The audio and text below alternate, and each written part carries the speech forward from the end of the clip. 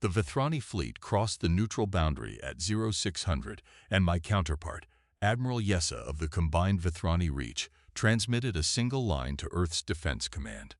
Stand down your orbital platforms and prepare for administrative transition. I was in the room when our defense commander read it aloud. She set it down, looked at the ceiling for exactly 3 seconds, and said, "They actually did it." Not with fear. With something that sounded, if I am being precise, almost like relief. "My name is General Amara Osei. I am 64 years old. I spent 18 years as a field commander in the United Earth Defense Force, 9 years as the director of Earth's Strategic Contingency Division, and the last 7 years as the Supreme Commander of Earth's Planetary Defense Network." A position whose title sounded impressive and whose actual function, for most of those 7 years, had been to manage an infrastructure that the Galactic Council's military observers had assessed, in 3 separate classified intelligence reports that our people had quietly obtained copies of, as adequate for civil enforcement purposes, but non-competitive at the theater level. They were not wrong about the infrastructure they could see.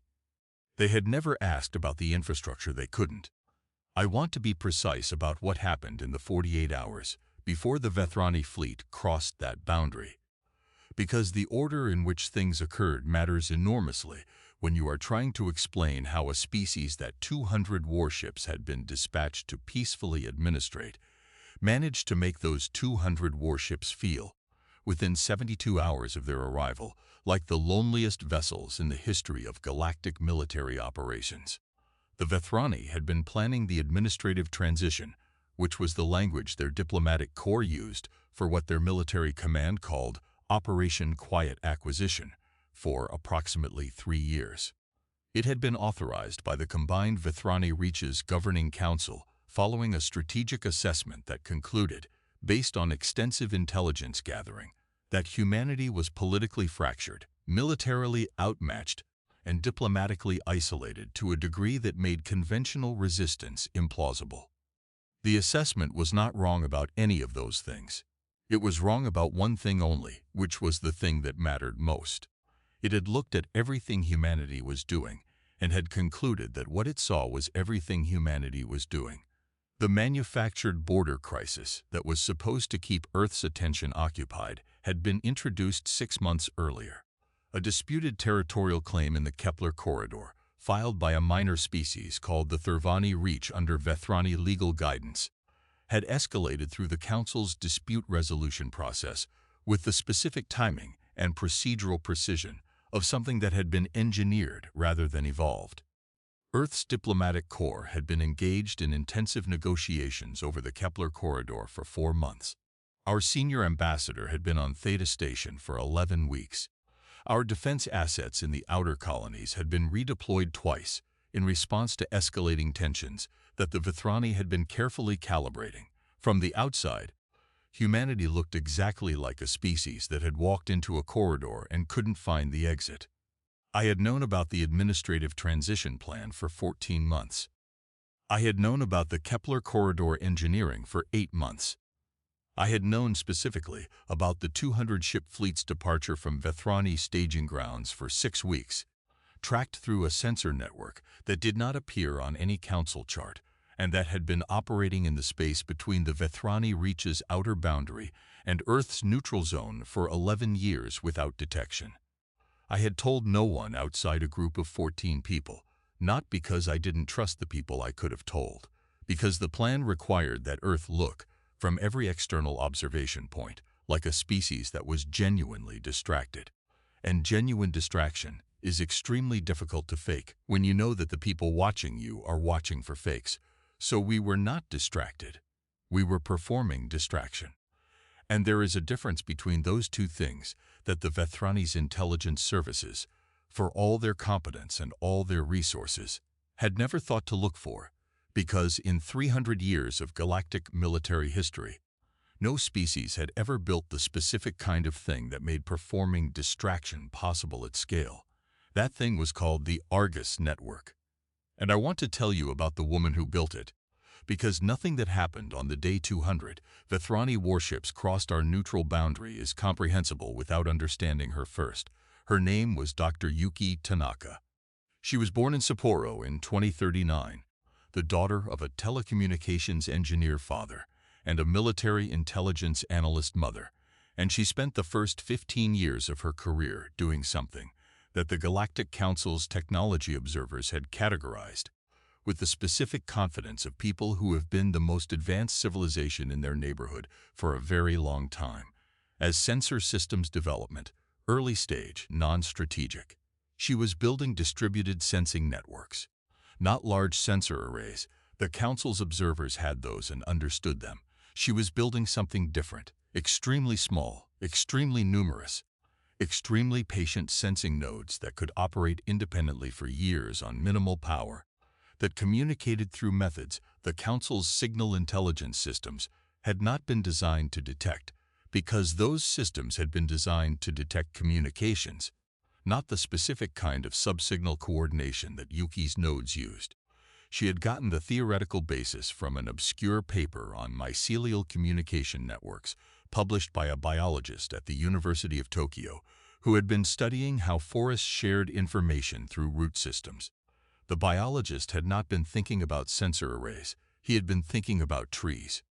Yuki had read his paper on a Tuesday afternoon and spent the rest of the week not sleeping. The insight was this. The reason large sensor arrays were detectable was not that they were large. It was that they were centralized. A large array communicated through a hub. The hub was the vulnerability. Remove the hub, distribute the communication across a network where every node talked to every adjacent node in patterns so small and so irregular that they were indistinguishable from background electromagnetic noise. And you had something that the Council's signal intelligence had no framework for detecting, because the Council's signal intelligence had been built to find signals, not the absence of signals that was itself a form of communication. It had taken Yuki 11 years to make it work at scale. The Argus network, at the time of the Vethrani fleet's crossing, consisted of 4.4 million individual sensing nodes distributed across a volume of space extending 200 light-years in all directions from Earth. Each node was approximately the size of a human fist. Each node had been designed to look, on any spectrum of detection, like a small metallite rock, because it was a small metallite rock, with the sensing and communication components embedded inside, and powered by a radioactive decay battery with a 40-year operational life. Each node could not be distinguished from natural space debris because it was, also, natural space debris, processed and modified by a manufacturing operation that had spent 9 years perfecting the specific texture and composition signature of the rock types most common in the regions where the nodes were deployed. The Vethrani fleet's departure from staging grounds had been detected by 847 individual Argus nodes in the first 4 minutes of its transit. The fleet's heading, composition, and estimated arrival time at Earth's neutral boundary had been calculated with 98.3% accuracy within the first 6 hours. The data had reached Earth through a cascade of node-to-node microcommunications that the Vethrani fleet's own sensor sweeps had passed through 17 times without registering. I had known they were coming before their own junior officers had been briefed on the mission, the operational plan that Yuki had helped me build, in a facility beneath the Gobi Desert that I had reached by transport from what appeared to be a geological survey station, because it actually was a geological survey station, had been finalized 14 months ago. It had 3 components which I will describe in the order they were executed because the sequence mattered. The first component was what we called the Empty Shore Protocol. This was, in simplest terms, the plan for what happened to the people who lived on Earth's surface when 200 Vethrani warships achieved orbital position. The Vethrani's intelligence assessment had estimated Earth's surface population at approximately 14 billion, distributed across 7 continents in patterns consistent with standard urban and agricultural settlement. The assessment was correct. What the assessment had not considered, because no species in the Council's history had ever built such a thing, was that every human settlement of more than 50,000 people on Earth had, over the preceding 22 years, been quietly constructed above a second, underground settlement capable of housing its entire surface population for a minimum of 6 months without external resupply. Not bunkers, cities, I want to be precise about this distinction because it matters. Bunkers are emergency infrastructure. They are built to survive a specific event and are not designed for sustained habitation. What had been built beneath Earth's cities was something different. Underground transit networks connecting residential districts to food production facilities, medical centers, power generation systems, drawing from geothermal sources at depths the Vethrani's orbital scanners could not resolve. Water processing, communications, schools, everything. The surface cities were real cities. The underground cities were also real cities. The surface population could move from one to the other through access points distributed throughout every surface structure in under 4 hours. The movement would look, from orbit, like a city going to sleep. Normal nighttime thermal reduction, normal reduction in surface movement, nothing that a military force conducting an administrative transition would flag as significant until they sent ground teams and found the streets empty. This was not new infrastructure. It had been built the way all the important things in this era were built, slowly, incrementally, funded through budget lines that Council economic observers considered too tedious to audit closely. Constructed by workers who were told they were building emergency civil defense infrastructure, which was technically accurate, in the way that describing the ocean as water is technically accurate. The construction had taken 22 years. It had been authorized by the joint government session that also authorized Yuki's sensor network, in a meeting that had lasted 11 hours and produced a classified directive that had been given a name so deliberately bureaucratic that even the people who knew it existed found it difficult to feel dramatic about. Civil Continuity Enhancement Program, Series 7. Civil Continuity Enhancement Program, Series 7 had cost more money than any project in human history. It had never appeared as a line item under that name in any budget. It had been distributed across 340 separate infrastructure projects in 89 countries, each one real, each one delivering exactly what its documentation claimed, each one also delivering something that its documentation did not mention. The second component was what we called the mirror fleet. This is where I should be careful, because the mirror fleet was not what its name might suggest. It was not a combat fleet. It was not designed to engage 200 Vethrani warships in conventional battle, which would have been a short and one-sided engagement. The Vethrani had been building warships for 900 years. Their vessels were superior to ours in firepower, shielding, and speed by margins that our own analysts described as significant. The mirror fleet's purpose was not to win a fight. It was to exist in a place where it could not be seen, and then to be seen in a way that communicated something specific without firing a single weapon. The mirror fleet consisted of 140 vessels, constructed over 28 years in yards built into the lunar farside terrain that also housed standard mining operations, because they were also standard mining operations. The ships were not the equal of Vethrani dreadnoughts. They were something different. Vessels specifically designed for the quantum masking technology that Earth's Classified Research Division had spent 19 years developing. A field that harmonized a ship's complete energy signature with background radiation so precisely that no detection system in Council space could distinguish the vessel from its environment. The mirror fleet had been sailing, fully operational and completely invisible, for 4 years. Its crews had been living in sealed operational environments for deployment periods averaging 8 months, rotating through cover assignments that officially listed them as deceased or relocated. Their families had been told. Most had accepted. The weight of that is not something I will minimize. The mirror fleet's deployment positions, by the time the Vethrani fleet crossed the neutral boundary, placed it in a specific configuration that Yuki had designed, and that I had approved 14 months ago. A configuration that would only become visible from one approach vector, under one specific set of circumstances, and that was designed to communicate a single message without ambiguity. The third component was the simplest, and in some ways the most important, and it had nothing to do with technology. It was called the 40 million. The Vethrani fleet achieved Earth orbital position at 1422 Standard Time.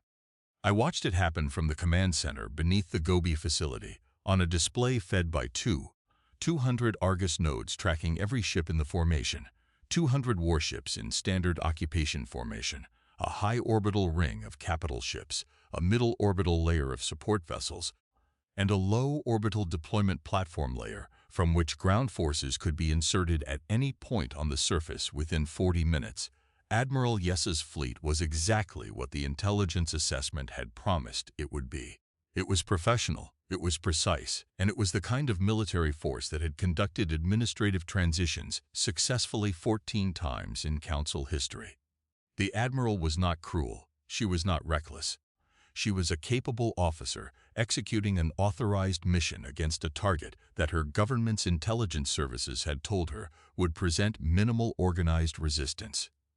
She was the right officer for the mission she thought she was on. She was the wrong officer for the mission she had actually arrived at. At 1435, Admiral Yessa transmitted the administrative transition notice to Earth's surface communication channels. The notice was formal, correct, and delivered in 43 languages simultaneously, which I had been told was standard procedure for Vethrani administrative transitions, and which suggested a level of planning and preparation that I found professionally impressive. The notice stated that the combined Vethrani Reach had authorized a temporary administrative supervisory presence on Earth pending resolution of the Kepler corridor dispute. It stated that human governmental functions would continue under Vethrani supervisory oversight. It requested that Earth's surface population remain in their settlements and cooperate with ground personnel who would be arriving to establish administrative contact points.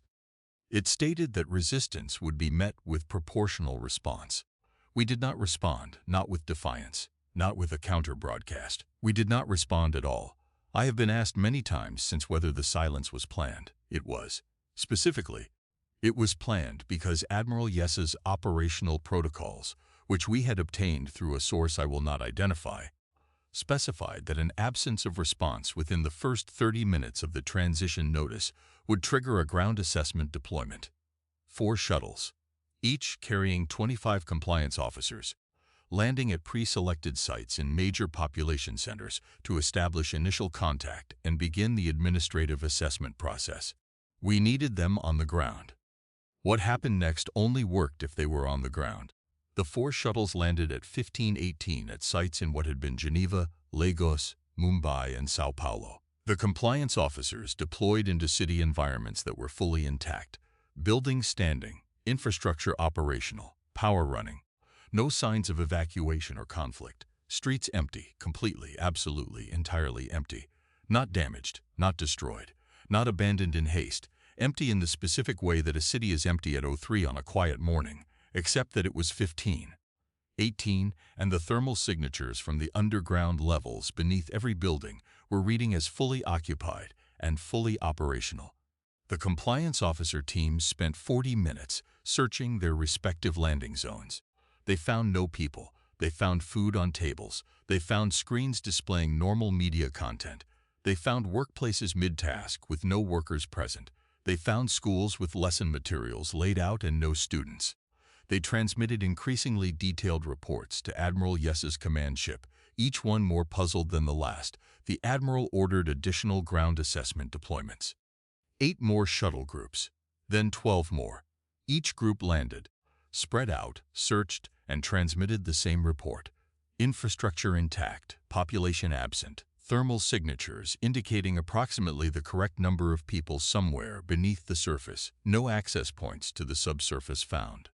That last detail was the one that had required the most engineering. Every access point between the surface and the underground city network had been sealed and covered with exactly the surface material of its surrounding environment during the 4-hour transition window. Not hidden dramatically, simply continuous.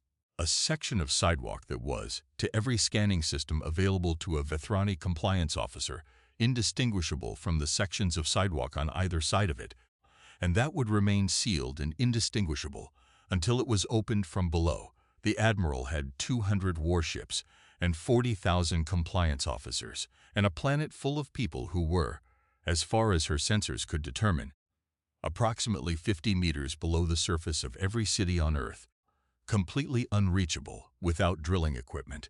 She had not brought because no operational planning model for an administrative transition of an inhabited world had ever needed to account for the administered population voluntarily moving underground before the transition force arrived. At 1742, Admiral Yessa requested a communication channel with Earth's government. We opened one at 18 Lithe, which was not immediately, because I had been advised by the diplomatic team that a small delay was appropriate for reasons of tone. The Admiral appeared on my screen looking exactly as I would have expected a professional military officer to look in circumstances that had departed significantly from her operational planning.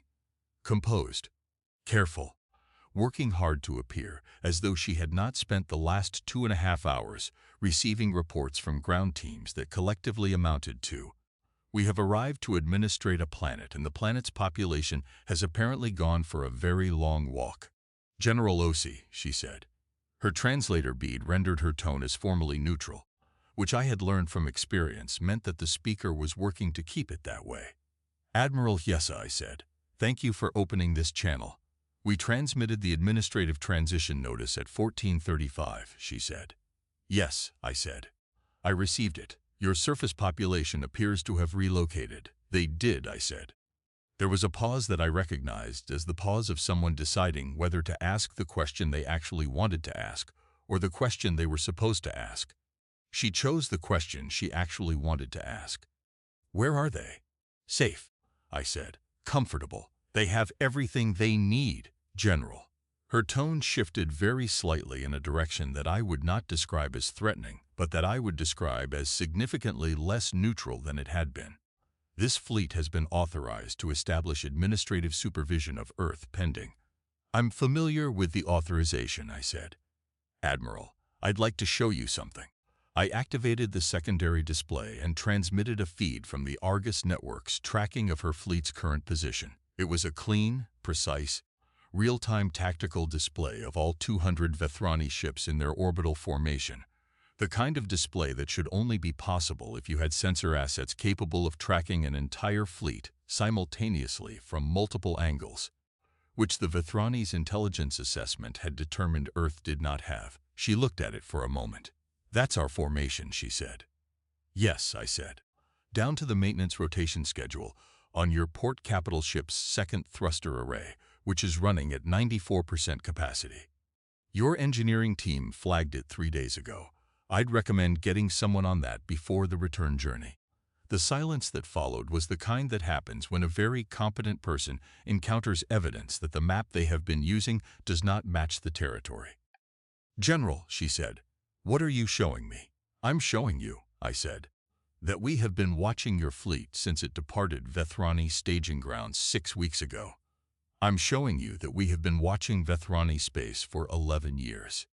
I'm showing you that the intelligence assessment that told your government Earth was distracted and isolated was looking at things we chose to let it see." I paused. "And I would like to show you one more thing, if you'll permit me." She said nothing, which I took as permission. I transmitted the activation signal to the mirror fleet. What Admiral Yessa saw on her tactical displays at 1814 was this: 140 ships that had not existed, as far as her sensors were concerned 4 seconds earlier, now existing in a deployment formation that enclosed her fleet's current orbital position on 3 approach vectors simultaneously. Not surrounding it, the geometry was not a trap. It was a demonstration. The 140 ships were positioned in the specific configuration that Yuki had designed to communicate one thing without ambiguity. "We were here before you arrived. We watched you arrive. And we have been deciding how to respond." The mirror fleet did not power weapons. It did not alter formation. It did not transmit on any frequency. It simply became visible. In the specific way that something becomes visible when it was already present and has chosen to stop being invisible, and it held its position with the specific patience of ships, crewed by people who had been waiting for this moment for a very long time and were in no hurry now that it had arrived. Admiral Yessa's tactical officer's voice was audible in the background of her transmission feed for approximately 3 seconds before the Admiral muted it. Then the Admiral looked at me directly and said, "How long?" 28 years, I said. "The oldest of those vessels was laid down in the same year your government began planning this operation." She was quiet for a moment. Her feeding tendrils, which I had spent 7 years learning to read, moved in a way that I recognized as the Vethrani equivalent of someone taking a very deliberate breath. The population, she said. The underground infrastructure, 22 years, I said. The sensor network, 11 years. She looked at the tactical display showing her 200 ships enclosed on 3 vectors by 140 vessels that had not appeared on a single scan in the 6 weeks her fleet had been in transit. We were told you were distracted, she said. I know, I said.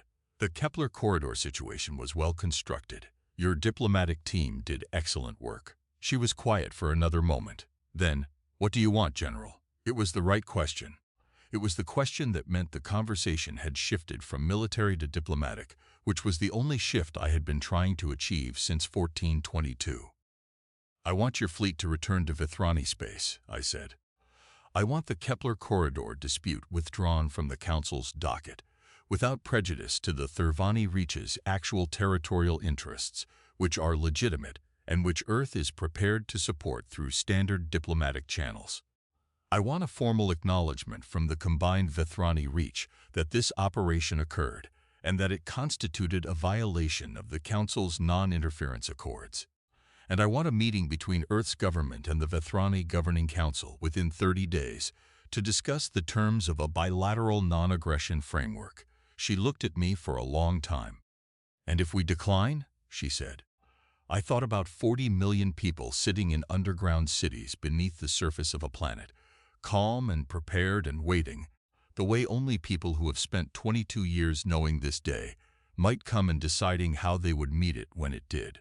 Then your fleet sits in orbit of a planet whose population it cannot reach, watched by ships it cannot detect. For as long as it takes, I said. I want to be clear that this is not a threat. It is a description of the situation as it currently exists. Your compliance officers found empty streets. They will continue to find empty streets. Your orbital platforms have sensor contact with approximately 14 billion thermal signatures, 50 meters below the surface of every city on Earth.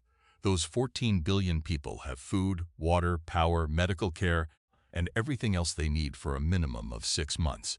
They are not afraid. They are not hiding. They are waiting for the moment when going back upstairs is appropriate. I paused. Admiral, I have a great deal of respect for your professional conduct today. You executed a well-planned operation with precision and restraint. I am asking you to make a decision that your operational planning did not account for, under circumstances that your intelligence services did not prepare you for, and I recognize that is not a comfortable position for any commander to be in. She was quiet for a long time. Then she said, I need to contact my government. Of course, I said. I'll hold this channel open. She muted her feed. I sat back in my chair and looked at the tactical display, showing 200 Vethrani warships and 140 mirror fleet vessels in their silent formation around a planet that had, in the 4 hours since the administrative transition notice, become the quietest occupied world in Council history. Yuki was seated at the station to my left. She was looking at the Argus Network's data feed with the specific focused attention of someone monitoring a system they have spent 11 years building and are watching perform exactly as designed. She had not said anything since 1422. She had not needed to. I looked at her and said, It's working, she said. It was always going to work. You couldn't have known that. No, she said, but I built it so that it would, and that's the closest you can get. Admiral Yessa's communication with the Vethrani Governing Council lasted 3 hours and 40 minutes. I know this because the Argus Network had sensor contact with the quantum communication relay on her command ship and could measure signal duration with precision, though not content.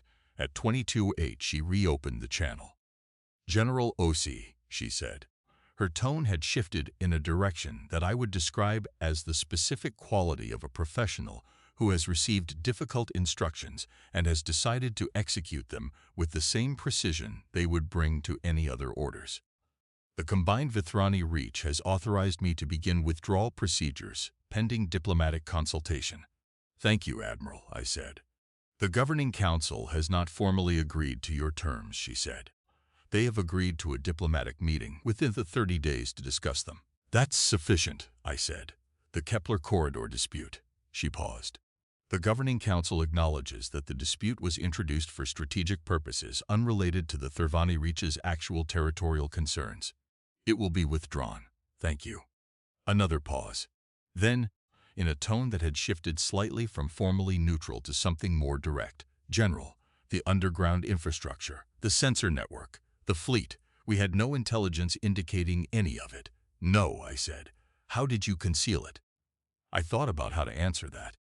And I thought about Yuki's paper on mycelial networks and about the construction workers who had spent 22 years building underground cities under instructions that described them as civil defense infrastructure, and about the Mirror Fleet's crews cycling through cover assignments that had required them to officially cease to exist, and about all the small, unglamorous, invisible things that had been done by people who understood that the point was not to be impressive. The point was to be ready. We didn't try to conceal it, I said. We just did it. Your intelligence services were looking for things that looked like threats. We were building things that looked like exactly what they were: civilian infrastructure, geological survey equipment, mining operations. The threatening part was underneath, not hidden, just underneath. She looked at me for a moment with the expression I had come to recognize over the preceding hours as her face doing something her formal training was working to suppress. You were ready for this, she said. Not just today. You were ready before we started planning it. We have been ready, I said carefully, since the first time someone told us we weren't worth taking seriously. The withdrawal took 18 hours. I watched it on the Argus network display. 200 ships departing Earth's orbital space in the reverse order they had arrived, professional and precise, the way a capable military force withdraws when it has received clear orders and has decided to execute them well. Admiral Yessa's command ship was the last to leave. Before it crossed back over the neutral boundary, she transmitted a single brief message on the channel we had been using. It said, "The Vethrani Reach's territorial concerns are legitimate. I'll make certain that's communicated through the appropriate channels." I read it twice. Then I transmitted back a single line. I said, "Thank you, Admiral. Safe transit." The bilateral non-aggression framework was signed 14 months later in Geneva, in a room that had been built above one of the underground city network's primary access shafts, which I had chosen deliberately and which the Vethrani delegation had either not noticed or decided not to mention. The framework included a mutual intelligence transparency provision that required both parties to disclose the existence, though not the specifications, of strategic sensor assets in the other's space. We disclosed the Argus network. The Vethrani disclosed 3 sensor arrays in the outer colony zone that we had already identified through the Argus network, but had not told them we knew about.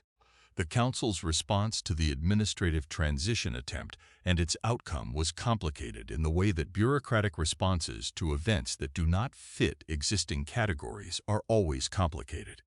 There was no formal censure of the Vethrani Reach because the withdrawal and the subsequent diplomatic engagement were used by the Founding Five's legal teams to argue that the situation had resolved itself through normal diplomatic processes. There was no formal commendation of Earth because the Council did not have a mechanism for commending a member species for having built significant undisclosed military and civilian infrastructure without reporting it under the Council's transparency accords. Earth's legal team argued that the civilian infrastructure was not subject to military transparency reporting because it was civilian infrastructure. The underground cities were homes, schools, hospitals, and food production facilities. The fact that they could also function as a refuge from orbital occupation was an architectural property, not a weapons specification. The Council's legal committee spent 4 months arguing about this and ultimately issued a guidance document so carefully worded that it managed to say almost nothing on the central question while using 340 pages to do so. The Argus network was a more difficult case. It was, unambiguously, a military sensor system deployed without Council notification in space adjacent to Council-controlled territory. Earth's legal team argued that it was an early warning system deployed in response to documented intelligence that member species were conducting hostile reconnaissance of human space and that the Council's non-interference accords implicitly permitted defensive sensor deployments that did not project force into another member's sovereign space. The Council's legal committee spent another 6 months on this one and issued a guidance document that was 520 pages long and also said almost nothing. We kept the Argus network. We kept the underground cities. The Mirror Fleet was disclosed under the bilateral framework's provisions and is now registered, flagged, and documented. 140 vessels whose specifications have been shared with the Council under the Arms Transparency provisions. The Council's Military Assessment Committee evaluated the fleet and classified it as a significant but non-dominant force, which is accurate and is also, I have always thought, slightly missing the point. The Mirror Fleet was never designed to be dominant. It was designed to be in the right place at the right time, visible to exactly the right people, communicating exactly one thing. It had done that. Yuki retired from the Argus Network program 2 years after the withdrawal. She moved to a small house in Hokkaido where she has a garden and where she spends a significant portion of her time doing, by her own account, very little, which she describes as a welcome change from the 11 years she spent building a sensor network that covered 200 light-years and contained 4.4 million nodes, the size of her fist. She came to the bilateral framework signing and sat in the back of the room, and when I found her afterward, she was looking at the floor of the signing chamber with an expression I recognized. "There's an access shaft under here," she said. "Yes," I said. "You chose this room on purpose." "Yes," I said. She smiled. It was the smile of someone who had spent a very long time building something invisible and had found, in the fact that nobody in the room knew what was beneath their feet, not frustration but something closer to satisfaction. The point had never been to be seen. The point had always been to be ready for the moment when being seen became necessary. I have a house in Accra now, which is where my mother's family has been for 3 generations, and which is where I had always meant to retire when there were no more immediate contingencies to manage. There are always more immediate contingencies. I have learned to manage them from the garden, which is a skill that took longer to develop than any tactical doctrine I was ever trained in. My grandson is 11 years old.